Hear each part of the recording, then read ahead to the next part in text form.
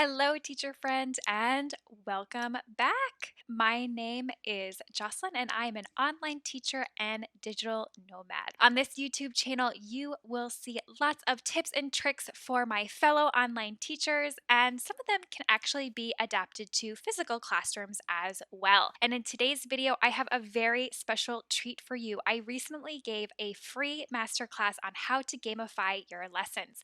And in today's video, I want to show you one simple and easy game that I talked about during the workshop that, believe it or not, does not involve any tech, which makes it very easy to use in your online classroom, but also brick and mortar classroom as well. If you watch this video and find it helpful, then I strongly encourage you to head over to my website, teachingflnomad.com, and sign up so that you can get access to the full live replay of this Gamify Masterclass, where we talk about why it's important to incorporate games into your classroom, how you can use these games in your classroom, and then countless different examples. In today's video, I'm just going to go over one game that we discussed, but if you head over to my website, you can get access to the full replay and hear about all the different games that we discussed. I will leave the link to my website down in the description box, so it's easy for you to go head on over there and get access to that free replay.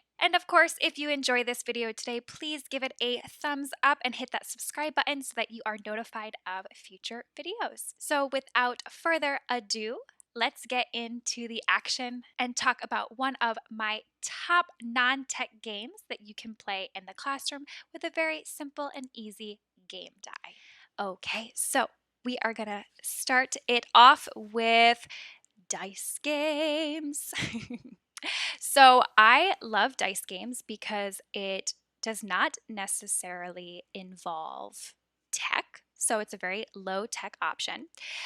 It also allows your students to manipulate something, so they can bring a physical game die to class and they can use it. They can roll it.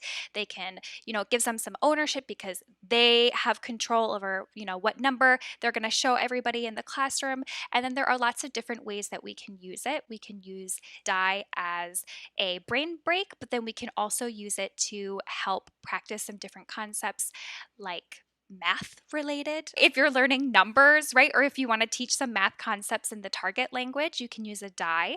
I'll go into a little bit how we can do that later. And then we can also use it to practice some grammar concepts like sentence structure and verb conjugation. And I'll go into that as well. When I play a die game with my class, I ask my students to bring a physical game die with them to class. And it's great if they're able to do that. But of course, sometimes they forget the game die or they don't have one nearby, right? It happens. So what I do in that situation is I use an electronic die on my phone. So this is my little electronic die. I can just tap it and it rolls. So if a student ever forgets to bring a die to class, what I'll do is I'll hold my phone up to the screen just as I'm doing with you now. I will click on it and then I'll have them tell me what number was rolled. So even though they're not rolling the die themselves, they still have the ownership of telling the class what the number is. So it's also a good opportunity for students to practice numbers if they're a little bit of a lower level. Sometimes too, if they're younger and I want to incorporate some movement, I'll have them pretend that they're rolling the die, even though they're not rolling anything. But oftentimes they'll still do it with me, right? And it's an opportunity for them to kind of move. So if you don't have your own game die, because of course you could also have your own physical die that you could roll for the student and then show to them. If you don't, you can look up this app in the App Store. I think it's called Dice or something like that. Feel free to send me a message if you can't find it. So if you yourself don't have a physical die at home, then you could always download this app and then you have it regardless of where you are. If you're traveling someplace, you'll probably be bringing your phone, so you can use this die. So the way that I have used this die to practice different concepts, it's a great way to practice different verbs. So if you have been practicing 6 different verbs with your students, maybe you have jump, run, walk, hop, swim, sing, or dance, right? You could think of 6 different verbs that you might have been practicing with your students. You assign each number to a different movement. You have your students roll the die, look at the number, and then they can make a sentence about them doing the action, right? So they could say, okay, we rolled a 2. Number 2 is assigned to the verb jump. So then you have the student say, I jump, right? Or we jump if the whole class is going to do it. So it's a great way for them to practice that sentence frame, right? I jump, I run, we dance. But then they're also incorporating some movement with it, which is going to be really helpful with younger students because it helps them get the wiggles out. Because sometimes if you're 4, 5, 6, 7, 8, 9, 10 years old, it's hard to sit down for a whole class period. So if they don't mind being a little bit silly, this is a great way for them to practice those different verbs that they have been learning, associate them with an action, get the wiggles out, but also practicing those different sentence frames.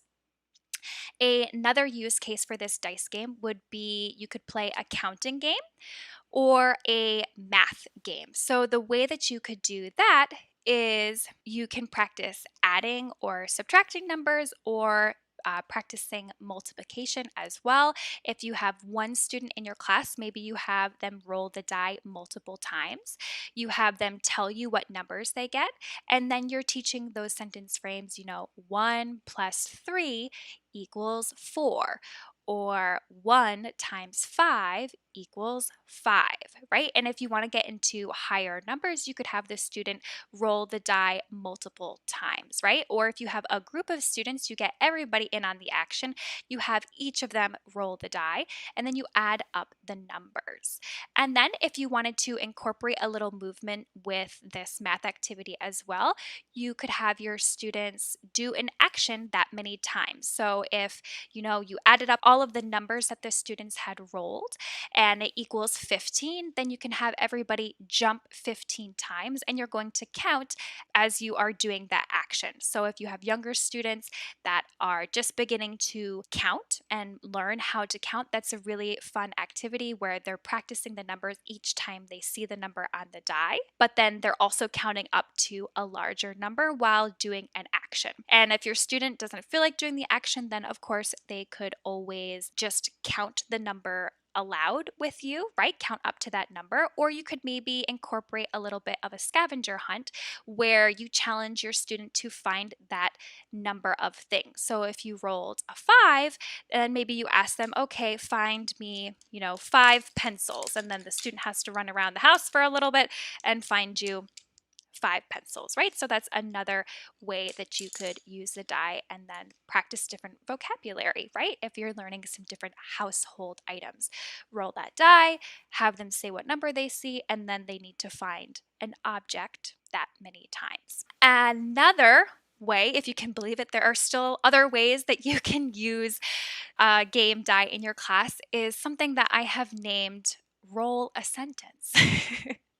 And it's a fairly simple game. Again, you're going to have to ask your student to bring a die to class, or you can bring your own die to roll for them. So if you are focusing on learning a verb with your students and you want to teach your students how to conjugate that verb, how to change that verb according to the subject of the sentence, what you would do is you would take your 6 numbers from your die and you would assign a personal pronoun to each of those numbers. So maybe number 1 is I, number 2 is you, number 3 is we, so on and so forth. You would have your student roll the die. They would show you whatever number they got. You would see what personal pronoun is related to that number. So if they got a 1, that means that the personal pronoun would be I. And then they have to make a sentence using that verb that you had chosen, that you are working with your students with. And they'll have to make a student using the subject I and the verb, let's just say dance is the verb that you are practicing, right? So then they could say, I dance. You could also do this in another way where if you have been practicing 6 different verbs, right, you could have each verb associated or connected to one of the numbers on the die, and then the student rolls They get to choose which verb based on the number that they rolled, and then they have to make a sentence with it. You could also connect it with vocabulary words, right? Assign a new vocabulary term to each of the different numbers on the die, and then they have to make a sentence using that vocabulary term. Or if you have a more advanced student, what you could do is you could connect each of the numbers on the game die to a particular verb tense, right? Simple present, present continuous, simple past, future, conditional, right? Assign each one to a number, have them roll the die, and then they have to make a sentence using that verb tense that they rolled. So those are all different ways that you can use a very simple game die for countless different games, either as a little bit of a brain break if you want them to kind of get up and moving, but then also to be practicing some of those different concepts that you have been learning in your class. Okay, there you have it, folks. That is the end of the clip that I wanted to share from my live masterclass on how to gamify your lessons. Thanks again for tuning into this video. I hope you found it helpful and have a much better understanding of how you can use a very simple game die to totally enhance the experience of your students in the classroom so that they're both having fun and also practicing different language concepts along the way. If you enjoyed this video, please give it a thumbs up and hit that subscribe button and turn on notifications so you are alerted to future videos. And if you want to learn about some other different games that you can play in your online classroom, head over to my website and get access to the free replay of my masterclass on how to gamify your lessons. Thanks again for tuning in and happy teaching, friends. I'll see you in the next video.